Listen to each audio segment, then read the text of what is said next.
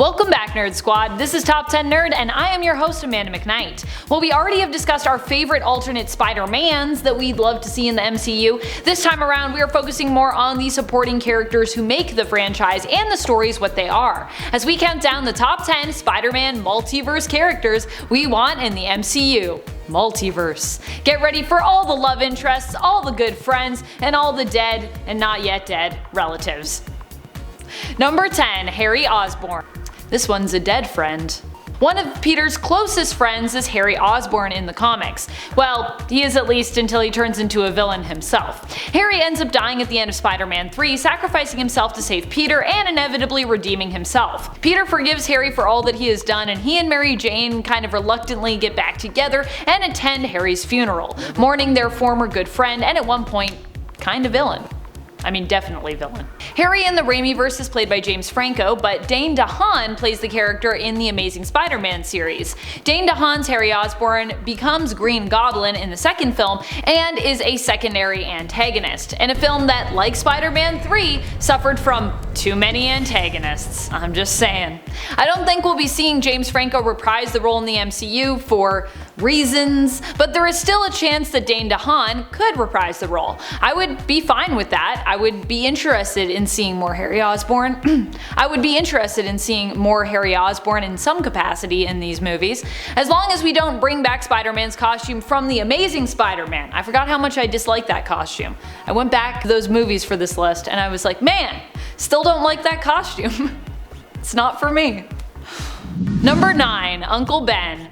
Cliff Robertson, who originally played Uncle Ben, sadly passed away back in 2011, but we could still bring this character back. Martin Sheen is still alive and well, who played the character in the Amazing Spider-Man series, or there is a chance we can meet a new version of Uncle Ben from the past before he died in the current Spider-Man film series. After all, I mean, we never got to meet Tom Holland's Uncle Ben, if he ever had an Uncle Ben, although he's still Peter Parker, so while it goes unmentioned pretty much, we can assume he does, I think.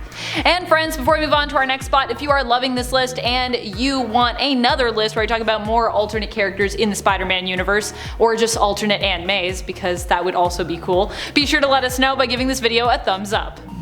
Number 8. Flash Thompson. Well, we have an excellent Flash Thompson currently in the MCU with Tony Revolori, who does a great job of balancing his hatred for Peter Parker with his love of Spider-Man. There have been a few portrayals of the character that have come before him, so it's possible we could get a whole team of Flashes in the MCU if they all decided to show up from the multiverse. It all started with Joe Manganiello, who played Flash Thompson, school bully and original boyfriend of Mary Jane Watson in the Raimiverse. Also, fun fact, this was Manganiello's breakout role. I completely forgot about this until revisiting the films, and wow, I just think that's such a weirdly perfect casting for Flash Thompson. Following up Joe was Chris Zilka, who played the bully turned sensitive wannabe friend to Peter Parker in the Amazing Spider-Man series. I also really like Chris's portrayal of the Flash, so I'd also be cool with him showing up as well.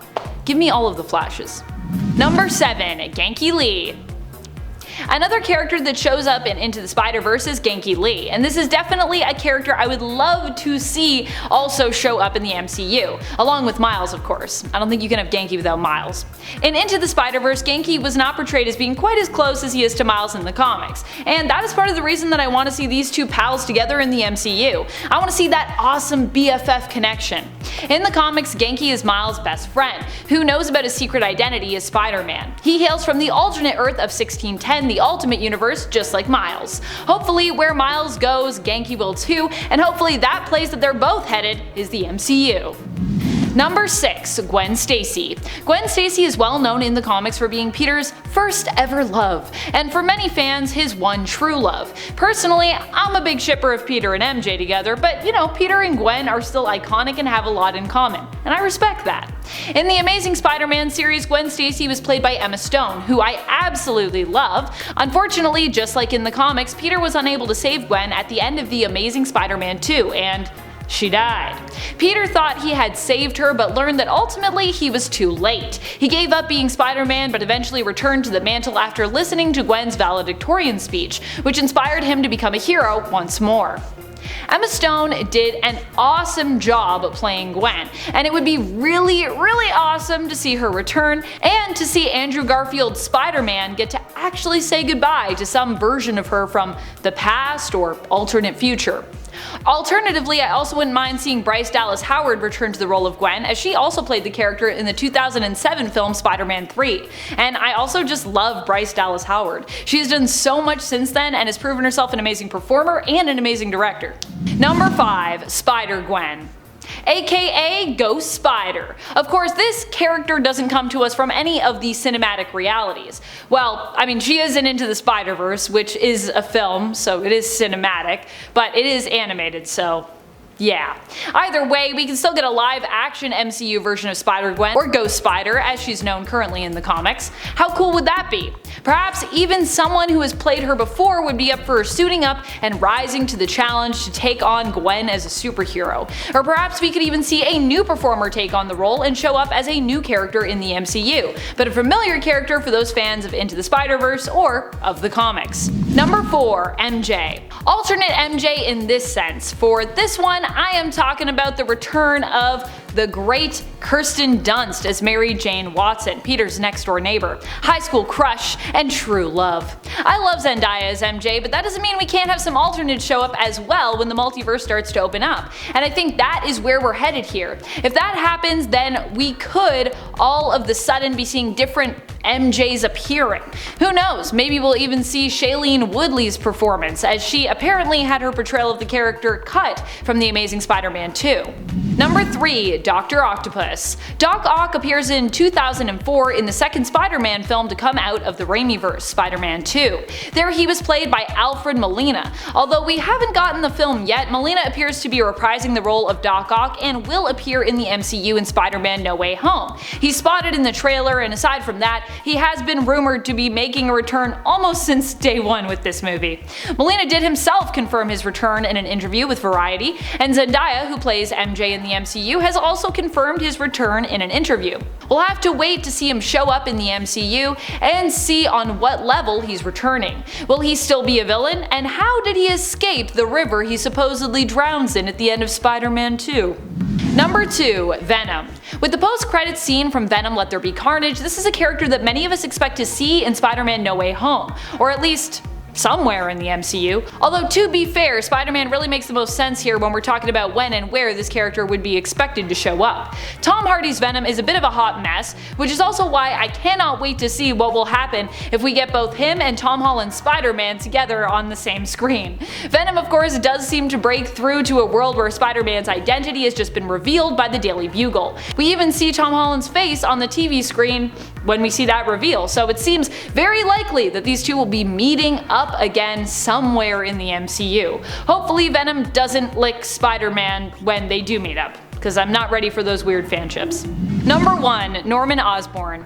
Obviously, Willem Dafoe's version of Green Goblin is still something all of us remember with extreme fondness. No matter how you feel about the Raimiverse, you probably still love Willem Dafoe and his portrayal of Norman Osborn. Will Norman be coming to the MCU?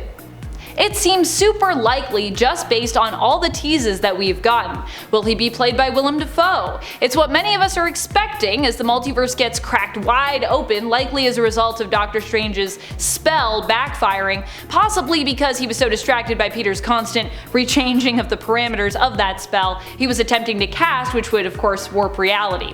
Green Goblin is one of the most iconic Spider-Man villains out there, if not the most iconic. I would say the most iconic, but some people might disagree. So it'd be really awesome to see him return in the current film franchise. Who are your favorite alternate Spider-Man characters? Which characters from the Spider-Verse would you like to see enter the MCU? Would you also like to see a bunch of alternate Mays? Madam Web Aunt May, anyone? Let us know your thoughts in the comments below. And speaking of comments, it's time to turn to some comments from one of our other videos, Top 10 Most Despicable Things Wolverine Has Done. Chris Bradley comments, Wolverine has done some very despicable things. Honestly, too much to count. Yeah, honestly, if we were doing that as a series, there would be a lot of parts for that list if we wanted to actually go through all of them, because you're right, there's a lot. I didn't even mention any Jean deaths on that list, and like, I think I could just make a list of just Jean Grey deaths that Wolverine caused. Warlion Tunas adds, killed Tyler Dayspring and now he is dating Tyler's grandparents. Awkward. That is totally a thing. Kelly McFall comments, his life is like a Shakespearean tragedy. So true, honestly just everything that happens to Wolverine is usually the worst stuff. Poor Wolverine. And that's all the time we have for comments today. Be sure to comment below for a chance to have your thoughts and feels shouted out in a future video. This has been Top 10 Nerd and I'm your host Amanda McKnight, reminding you as always to stay nerdy, YouTube.